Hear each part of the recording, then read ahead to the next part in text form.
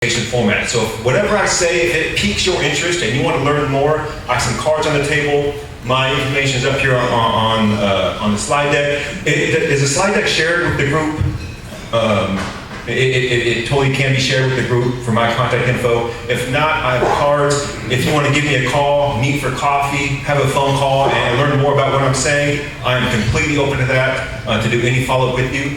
I did get to add this slide though, because next week, next Wednesday, it's in Marin County, in Santa Fe, in our Santa Fe Red Cross office. We're doing an open house. We'll have representatives from all of our lines of service sharing information about those lines of service. So it's next Wednesday, 709 5th Street in Santa Fe, 4 to 7 p.m. It's an open house, so you don't have to be there at 4 o'clock. You can come at 5:30, you can come at 4, you can come at 6:30. If you're interested in learning more, you're welcome to come down to our open house in Marin County. We will be doing an open house in Sonoma County at some point. We don't have that planned yet, but I just want to add that in there, that if you want to come in person, you are more than welcome to attend next week.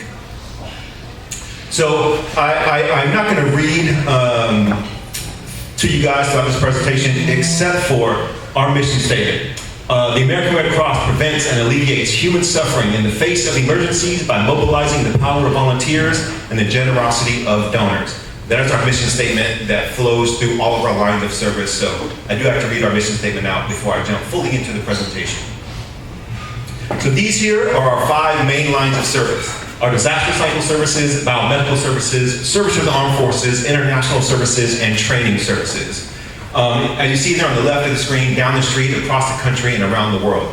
I add that in there because it's exactly that. The same services and programs we provide here in Sonoma County, the same services we provide in Florida or Texas or New York or somewhere else in the country, we make it uniform across the board. Years ago, it wasn't always like that in the Red Cross. Areas that had a higher fundraising amount may have some different services, but we really changed that over the past couple of years and make it uniform across the board. So these are the same programs down the street. And actually here in Santa Rosa, our Sonoma County office is down the street, literally off of Airport Boulevard, so not too far from here. And so across the country and around the world, these are our programs. Like I said, I will touch on each one of these 5 lines of service throughout this presentation. This slide, there's some great information here on the left. I'll let you guys read the information on the left. I'm really going to focus on these 2 pieces on the right. 90% of our workforce are volunteers. Most people do not realize that. You see Red Cross, on the news at a big fire, a big hurricane, a big event, whatever it may be, and you see someone in a red vest, there's a good chance that individual is a volunteer with Red Cross. 90% of our workforce are volunteers. So the ratio is about 13 to 1. 13 volunteers to 1 employee. We cannot do what we do in the Red Cross without our volunteers. But we make a joke sometimes, and hopefully this never happens, especially for folks that have been a part of voluntary organizations. If all the volunteers just threw their hands and said, we're leaving, Red Cross would stop. We cannot provide our mission without our volunteer support. So I always like to point that out and give love to our volunteers. And on that note, really quick, this is on the slide, but March, for folks that don't know, is National Red Cross Month. Franklin Roosevelt, years ago obviously, proclaimed March as Red Cross Month, and every president since then has done the same thing. So during the month of March, we go out and meet with our elected officials, city council meetings, board of supervisors meetings, and we get proclamations enforcing that March being Red Cross Month. And that is to celebrate our volunteer work. Also, 90 cents of every dollar goes back into the mission. I know there's a lot of different thoughts out in the world about how Red Cross spends our funds. It's all public information on our website about where our money goes back into our mission, whether it's supporting a client out of a shelter, experiencing a home fire, getting new equipment for our biomedical services, but 90 cents of every dollar that comes into the Red Cross goes back into our mission. Moving along here, our disaster cycle services. So again, this is not a staged photograph. This is obviously a photograph from an actual disaster response. If anyone's ever been a part in your life, part of a disaster response, these images may look familiar. So we help with disasters big and small. Really quick, this is how our disaster cycle services work. We prepare, respond, recover. We prepare, we respond, we recover, we prepare, we respond, we recover. It's a continuous cycle that we do in our disaster cycle services, so I'll touch on each one of those right now. So these are our preparedness programs that we offer to the community. I'll start with that top left one, Sound the Alarm. A fantastic program, started in 2014. We go into homes. A lot of times we'll target a vulnerable neighborhood or a vulnerable mobile home park, and we install free smoke alarms. With one volunteer in the home actually installing smoke alarms, another volunteer working with the resident doing an escape plan, teach them how to be safe within their home. For folks that don't know, every 8 seconds, someone passes, every 8 minutes, someone passes in a home fire across the country. This program really tries to address that number right there. Because a lot of those folks that pass in a home fire, it's a home without smoke alarms. So we started this program in 2014 across the country. We've documented over 2,000 lives saved through this program. The way we document that is every house we've ever installed an alarm at, we keep track of it. So we installed an alarm this month, and 3 years later, our alarms are 10-year alarms.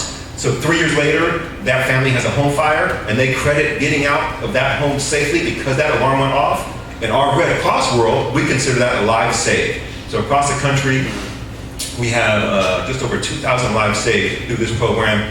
One kind of closer to home at a mobile home park in Nevada just last year. We installed a Contemplo mobile home park. We installed an alarm, and it wasn't years later, it was like 3 months later. This family had an unfortunate home fire. As soon as the fire department got there, they credited Red Cross for installing an alarm 3 months ago that they made it out safe. So we take a lot of pride in that program. The next one down, hands-only CPR. I'm sure a lot of folks in this room throughout your life have taken a first aid CPR class, which is a little more intensive than the hands-only CPR. We do a lot of the hands-only CPR at our tabling events. We have the mannequin, or we have another little tool that we use to teach people how to do the compressions. But it's very important. In our day and age, we could be here today, you could be at the grocery store, you could be at home with your family, your neighbors, and someone goes down. I think we can all agree that in society, having more people trained in first aid, hands-only CPR, just basic first aid skills, we're a safer community with that. So we want more people trained with those skills to jump into action if needed. The Be Red Cross Ready, it's a fantastic program that teaches individuals, adults, older teenagers and adults, how to be ready, how to create a go kit for their car, their home, their job, their office. It's about a 45-minute presentation. Definitely something we can talk about maybe if you guys are interested in bringing a Be Red Cross Ready to this group here. It's a fantastic program. And I know everyone in this room already has their go kits ready and prepared in their car. Right? Head shaking? No? I'll take one head shaking, okay? If not, this could be your cue today to start your go kit. It's important. The advice I'll give you if you have not created a go kit for your home or your car, go shopping in your home. I guarantee everybody in here has items that would go in your go kit, in your emergency kit. You have them in your house right now. They're in your medicine cabinet, they're in the sink, they're in the garage, they're in your bedroom somewhere, they're just separated. Take 10 minutes, go through your home, and start gathering these items. Put them together in a backpack, a box, whatever is easiest for you, and then see what's still left. What else do I need to get? Go to the 99-cent store, go to Target, go to Walmart, whatever it may be, and just purchase the other items. But start the process. It's one of those things that you don't need until you need it. So we always encourage folks to start that process in creating your go kit. That last little pink one up top there is a fantastic program that we do, Prepared with Pedro.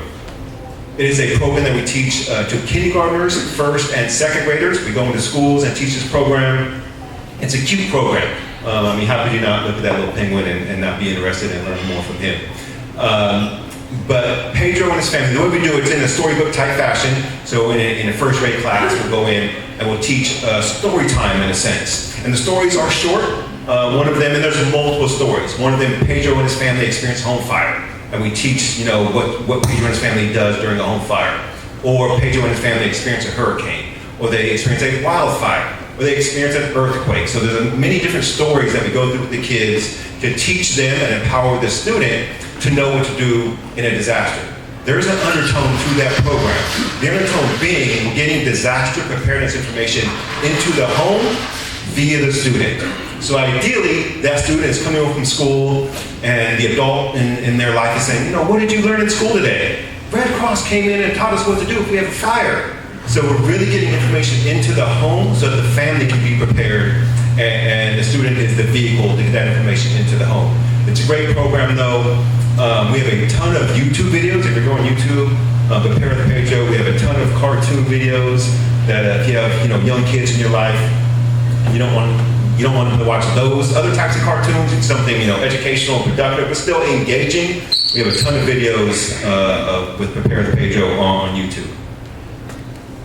Moving along, so our levels of engagement. So during our blue sky and gray sky times, or our steady state and operational state in our Red Cross times, steady state or blue sky, nothing is happening. There is no fire, there is no earthquake, there is no hurricane, nothing is happening. Blue skies, stay in blue skies. As opposed to operational or gray skies, operational state, something is happening. There is a fire, there is a hurricane, and we're in response mode. So these are some of the examples of activities we do during those different levels of engagement.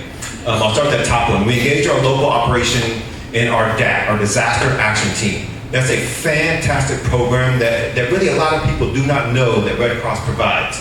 This is a program that we have volunteers on call 24 hours a day to respond to home fires. So if you experience a home fire, friend, neighbor, whoever may be experiencing a home fire, the fire department will call Red Cross. We'll send a team out to immediately start working with that family. Again, it could be 2 in the morning, 3 in the morning, it doesn't matter. Volunteers are on call 24 hours a day. We'll send a team out to work with that family to immediately support them in their path to recovery. It's unfortunate. We hear this story all the time that we made it out with the clothes on our back. I'm sure folks have heard that from just in your life conversations, people you may know that have unfortunately experienced home fires. But it happens. People make it out with the clothes on their back. They don't have their medications, their glasses, their clothes, shoes, that they're barefoot. So we send a team out, we provide financial support. There's a different scale we follow. Obviously a single individual doesn't get as much as a family of 8. The family of 8 obviously gets a little bit more financial support. But we go out and immediately support those folks. This is something I always, when I'm doing presentations, I ask folks, if this is something, if you knew someone, again, your friend, family, coworker, whomever it may be, they experienced a home fire, and if I called you and said, hey, would you go drop off this money, this donated money, would you go drop off this money for this family? And when you were there, would you give them a blanket? And also when you're there, would you give them this stuffed animal for the kids in their home? And when you're there, would you give them this list of resources they can immediately call to start their recovery? If that's something you want to be a part of, we're always looking to build that team. Again, these are all volunteers. So if that's something that you want to be a part of and come out and I don't want to say it this way because Red Cross volunteers don't look themselves as heroes, but from the outside, when that person shows up at 2 in the morning and folks are literally still on the curb, I've been there, folks are on the curb still watching their home burn, and you show up with a blanket, you show up with a comfort kit, you show up with a little stuffed animal for their kid, you're the hero in that moment. And volunteers are 100% piece of that. So if that's something you ever want to be a part of, please reach out and we can get you into that program. So we also recruit, we engage our volunteers in other programs, we train and develop our volunteers. That's a big piece. Year-round, if you see someone on the news wearing that red vest, trust me, they've gone through training. We do not just send volunteers out, sign up today, want to send you out tomorrow. Before you're out there at a response, you've gone through very specific training. If you're going to do feeding, you've done the feeding training. If you're going to work in a shelter, you've done the shelter training. If you're going to work in the warehouse, you've done the warehouse training. If you're going to work in the emergency operations center, you've done the EOC training. So we definitely do not lack in the training department for Red Cross. So if that's ever something you're interested in being a part of, strongly encourage you to come join the team. And we build and maintain partnerships. We do not do this alone, obviously. When it comes to disaster response, there's many organizations involved. So we meet with our fire departments, our local emergency management teams, and really create that partnership so that when it does come time to respond, we know what everyone's doing ahead of time. And then obviously we serve and are assigned chapters and territories. As I mentioned, this is the North Bay chapter. During our operational state, our gray sky time, we apply all the training. Obviously, again, like I said, if you've been trained in feeding, you're the one doing the feeding. You're at the feeding line and you know how to do it safely and properly. We transition, that's an internal phrase we use, group activity position. So I won't go too deep into that, but that's an internal terms we use. We open shelters and meet emergency needs. A part of that training, those shelters, I always tell the new shelter workers, that when you're at the intake desk at a shelter and someone shows up, there's a good chance you may be talking to someone on the worst day of their life. They don't know if their home is still standing, or they know their home is gone. They don't, they can't contact their family. They don't know where their dog is at. They can't contact their neighbor who they've been taking care of for a while. They are in a traumatic situation, and now they're sitting in front of you at the intake desk. So we make sure they're trained, those volunteers are trained to know how to handle those types of situations. And obviously, we engage our partners, government agencies, and make sure we're all in alignment.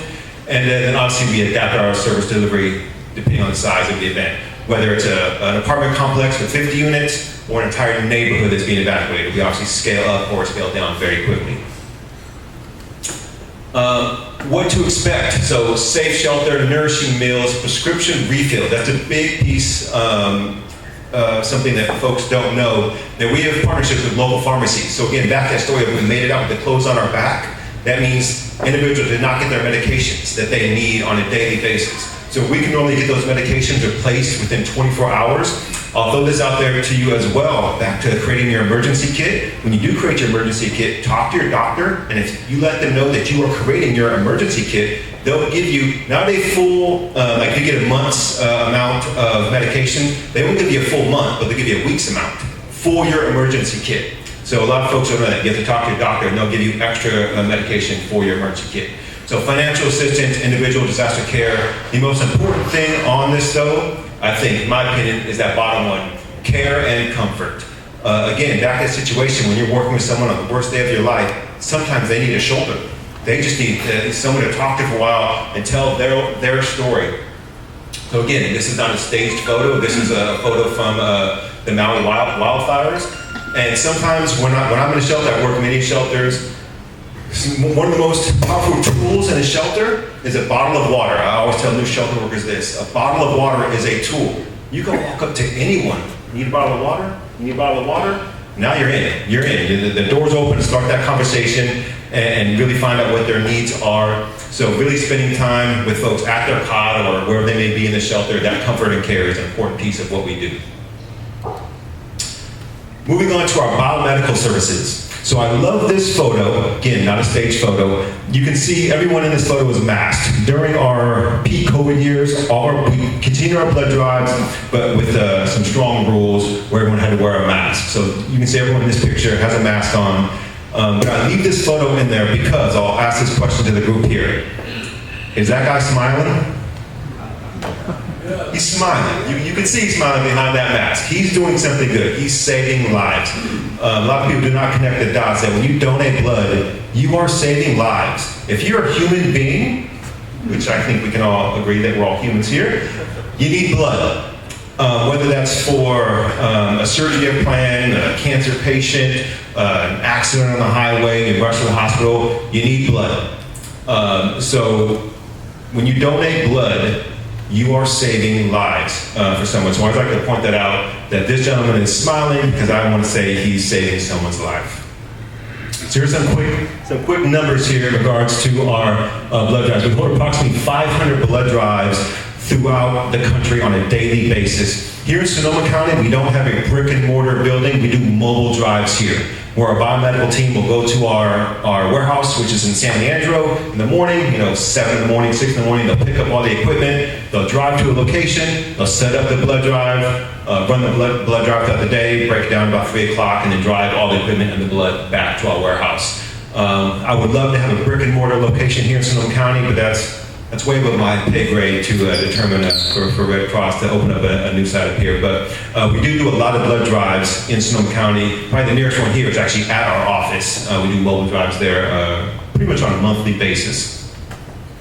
And we also deliver more than 6.3 million blood products to hospitals and cancer center patients throughout each year. So a very important piece of our biomedical services. I'd like to add this as well. When there's a disaster, you may hear on the news people being encouraged to donate blood while there's a disaster. The LA wildfires, the cold front that just took place at the beginning of the year on the East Coast.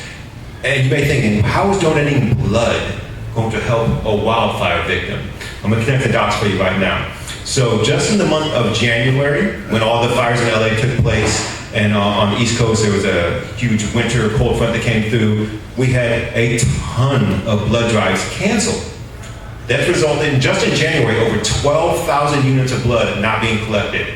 So when you donate blood in Northern California, where the drives didn't get canceled because we didn't have a response going on up here, all the drives in LA, think about this, is all of LA County, all the drives are canceled. Think of what that results into in the amount of blood that was collected. A huge amount. When Hurricane Helene and Milton, took place at the end of last year in Florida, all the blood drives are canceled. Which makes sense. Obviously, we have to, change our focus. There's a disaster going on, so we have to change our focus to the sheltering and the mass care piece of it. So we always ask parts of the country that do not have a disaster going on, donate blood. It's going to help those areas that had to have those drives canceled. So we always encourage folks to donate during a disaster. Moving on to our Service to the Armed Forces program. I think this is, again, I always point out the photos. I think this is a great one because it captures that moment right there. So I know you probably can't see this, so if this slide deck does get shared, I really encourage folks to dive into the slide here, but I know this may be hard to see. But this really goes to the timeline of how we support our military members, from the enlistee all the way to the veteran. We do presentations at the MEPS, Military Interest Processing Station. So to let folks know what we provide in the Red Cross, the information referral, they get to know us before they need us, which is a big piece of Red Cross. I will point out, right in the middle there, the emergency communication. That's the big piece of what Red Cross does for our Service to the Armed Forces. For any folks that may be part of the military or family members that were part of the military, when you're deployed across the country or across the world, and there's an emergency back home, Red Cross is the organization that facilitates that communication and will facilitate you getting back home to attend to that emergency. The example that you hear all the time, actually this was on a meeting I heard earlier this week, that someone was literally asleep, a military member was deployed, asleep in their bed, woken up at 4 in the morning by their commanding officer, letting them know that that individual's mother was sick in the hospital. Before that night ended, before that day ended, that gentleman was back at the hospital with his mother, all facilitated by Red Cross. And it was unfortunate that the mother did pass away, but that gentleman was able to be there with his mom all within a 24-hour period. Red Cross getting the notice, getting to that service member, getting him on a helicopter, getting him on a plane, getting him back home to be with his mother, all facilitated by Red Cross. That's a big piece of what we do with our SAF program. Actually, our staff here in our Northern California coastal region just got back from Poland. She spent about 6 months at a base in Poland, providing these types of services and doing really morale boosting projects on that base in Poland. But I won't go through all this. I know it's going to be really hard to read. So when you get the slide deck, I really encourage you to take a look at this slide. And again, if you have questions, feel free to reach out. Doing good on time here? Hopefully? Yeah. Yep.